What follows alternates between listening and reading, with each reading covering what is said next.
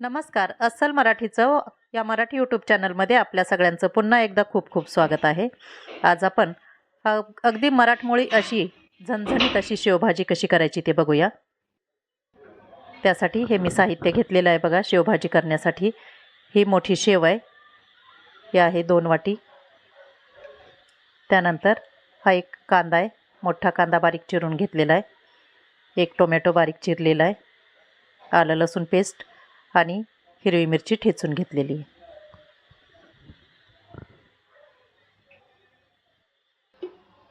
आता गॅसवर आपण कढई गरम करायला ठेवलेली आहे. कढई छान आपल्याला गरम होऊ द्यायची आणि त्यामध्ये टाकायचे आपल्याला तेल.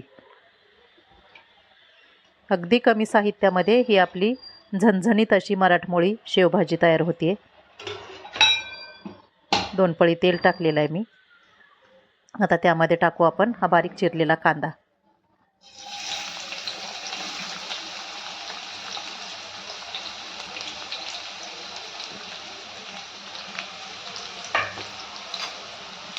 आता हा कांदा आपल्याला छान असा गुलाबीसर रंगावर येईपर्यंत परतून घ्यायचा आहे.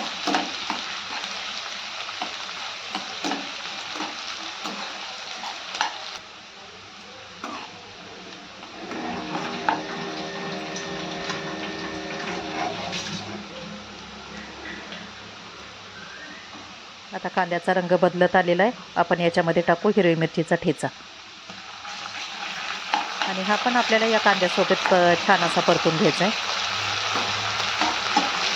हिरवी मिरचीचा कच्चेपणा पूर्णपणे निघून जाईपर्यंत. त्यानंतर ही आलं लसूणची पेस्ट टाकूया आणि ती पण आपल्याला या कढईमध्ये छान अशी परतून घ्यायची बघा.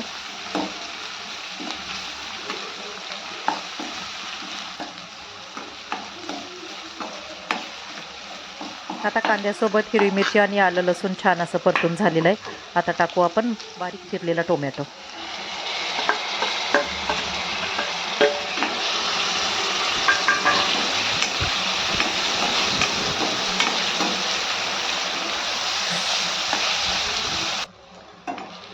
हा टोमॅटो पण आपल्याला छान मऊ करून घ्यायचा आहे.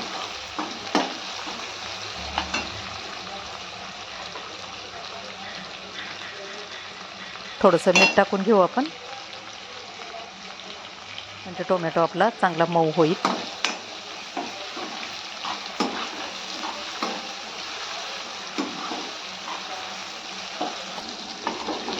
आता आपलं कांदा टोमॅटो हे सगळं साहित्य छान असं परतून झालेलं आहे बघा, मऊ झालेलं आहे.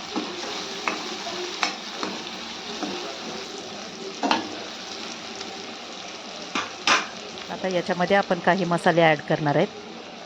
तर त्याच्यामध्ये बघा, हे आहे लाल तिखट, काळा मसाला, धने पावडर, ही जिरे पावडर, हळद आणि हा गरम मसाला. तर हे सगळे मसाले आपण आता कढईमध्ये टाकूया आणि तेलामध्ये आपल्याला छान हे पण परतून घ्यायचे. गॅसची फ्लेम आपल्याला अगदी कमी ठेवायची.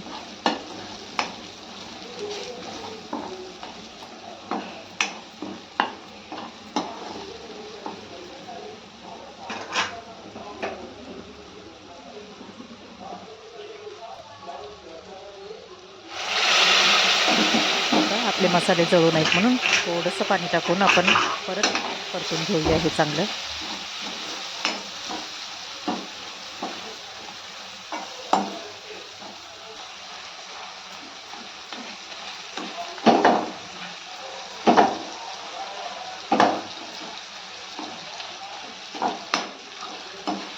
मस्त असं छानपैकी हे मसाले आणि हे कांदा टोमॅटो छान असं परतून झालेलं आहे. आता याच्यामध्ये आपल्याला आवश्यकतेनुसार पाणी टाकायचं बघा. गरम पाणी टाकायचं आपल्याला. ज्यावेळेस आपण गरम पाणी टाकतो त्यावेळेस आपल्याला भाजीला तर्री अगदी छान येते.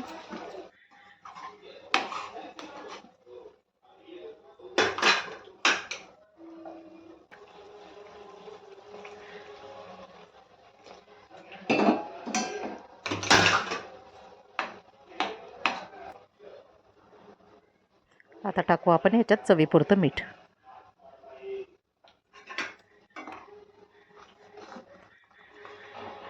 आणि आता या रश्श्याला आपल्याला छान अशी उकळी येऊ द्यायची.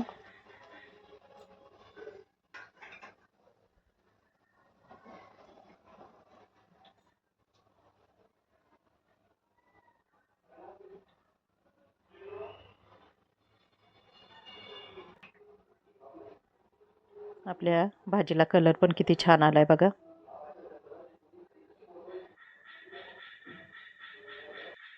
मंद आचेवर मी थोडंसं हे उकळू देते. आणि आता सगळ्यात शेवटी आपल्याला ही 2 वाटी जी मोठी शेव घेतलेली होती ती शेव आपल्याला टाकायची आणि याला एक छान अशी उकळी येऊ द्यायची.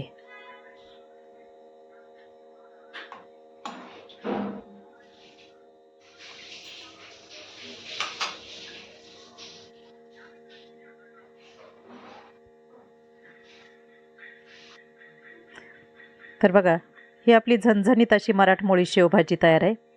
कलर पण किती सुंदर आला आहे आणि चव तर एकदम भन्नाट असणार आहे. तर माझा व्हिडिओ तुम्हाला कसा वाटला ते मला नक्की कमेंट करून सांगा. व्हिडिओ आवडला असल्यास लाईक करा, शेअर करा आणि चॅनलला नवीन असाल तर नक्की सबस्क्राईब करा.